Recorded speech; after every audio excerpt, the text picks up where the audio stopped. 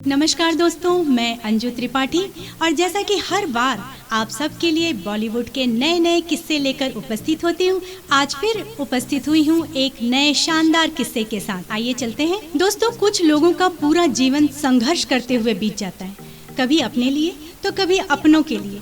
ऐसे लोग संघर्ष करते हुए भी परिवार और समाज की जिम्मेदारियां इस कदर शिद्दत और ईमानदारी से निभाते हैं कि लोग उनकी मिसाल देने लगते हैं। जी हाँ, ऐसी ही एक शख्सियत हिंदी सिनेमा के सुपरस्टार, जी हाँ, मैं आपको नाम बता दूं, सुनील दत्त साहब। दोस्तों, शोहरत की बुलंदियों को छूने वाले दत्त साहब बचपन से लेकर मरते दम तक उन्होंने सिर्फ संघर्ष किया। जब वो महज 5 साल के थे तो सिर से पिता का साया हट गया। जवानी में आए तो देश का बंटवारा हो गया, जिसकी वजह से उनको अपनी जन्मस्थली तक छोड़नी पड़ी। इसी तरीके की कुछ और भी छोटे बड़े किस्से हैं। आइए सुनाते हैं आपको उनके जिंदगी के, उनके मोहब्बत का सबसे हसीन किस्सा। दोस्तों, सुनील दत्त साहब और नरगिस जी, आ गई ना आपके चेहरे पे मुस्कान। सुनील दत्त के साथ नरगिस की प्रेम कहानी बहुत ही दिलचस्प है। दोनों ने 1957 में आई फिल्म मदर इंडिया में माँ बेटे का रोल किया था। बाद में असल जिंदगी में वो पति पत्नी भी बने। खास बात तो ये है कि नरगिस सुनील दत्त को मदर इंडिया में उनके ऑन स्क्रीन नाम बिरजू से पुकारती थी। एक बार सुनील दत्त ने एक इंटरव्यू में बताया था, एक बार मैं स्टूडियो में अपनी बहन और उसके 2 बच्चों के साथ बैठा था। मेरी बहन को गले में ट्यूमर था। चूँकि मैं उस समय मुंबई में स्ट्रगल कर रहा था, इसलिए किसी भी बड़े डॉक्टर को नहीं जानता था। जब स्टूडियो में नरगिस जी आई तो उन्होंने मुझे बुलाया। वो मुझे बिरजू कहकर बुलाती थी। मैं उस वक्त काफ़ी गंभीर मुद्रा में था। उन्होंने पूछा, क्या बात है?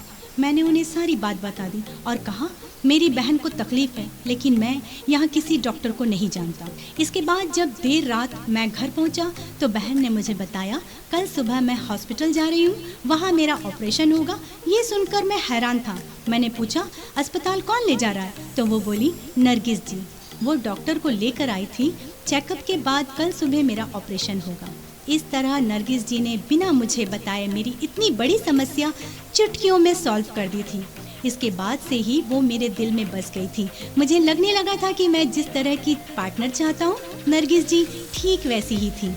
सुनील ने इंटरव्यू में आगे बताया था, एक दिन वो मेरे यहाँ आई और जब जाने लगी तो मैंने कहा, चलिए मैं आपको घर छोड़ देता हूँ। इसके बाद हम फिएट कार से नेपियन सी रोड होते हुए बालकेश्वर रोड पहुँचे। फिर मैंने काफ़ी हिम्मत जुटाते हुए उनसे कहा, मैं आपसे कुछ कहना चाहता हूँ। वो बोली, हाँ बिरजू बताओ। मैंने उनसे सीधे कह दिया, क्या आप मुझसे शादी करेंगी? इसके बाद कार में सन्नाटा हो गया। थोड़ी देर बाद जब उनका घर आया, वो बिना किसी जवाब दिए चली गई। इसके बाद मैं सोचने लगा कि अगर नरगिस जी ने न कहा तो मैं फिल्म इंडस्ट्री छोड़कर अपने गांव चला जाऊंगा और खेती करूंगा। सुनील दत्त के मुताबिक कुछ समय बाद एक रोज मैं घर पहुंचा तो मेरी बहन मुस्कुरा रही थी। मैंने उससे पूछा, क्या हुआ? तो वो पंजाबी में बोली, पाजी आपने मुझसे क्यों छुपाया? मैंने कहा, क्यों, क्या छुपाया? इस पर वो हंसते हुए बोली, नरगिस जी मान गई हैं। मैंने कहा, क्या मान गई हैं? वो बोली, अब आप चुप ही रहो, जो आपने कहा था वो मान गई हैं। 11 मार्च 1958 को नरगिस और सुनील दत्त की शादी हुई।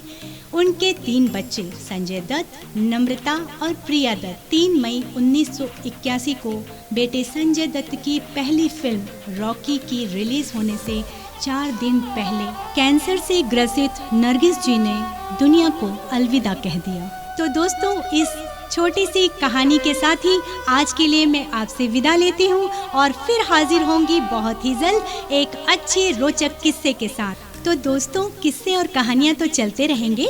आप अगर मेरे चैनल पर नए हैं तो मेरे लिए बस एक छोटी सी मदद कर दीजिए। मेरे चैनल को सब्सक्राइब करिए और लाइक करिए। साथ ही साथ कमेंट्स बॉक्स में कुछ अच्छा सा लिख दीजिए और शेयर करना ना भूलें।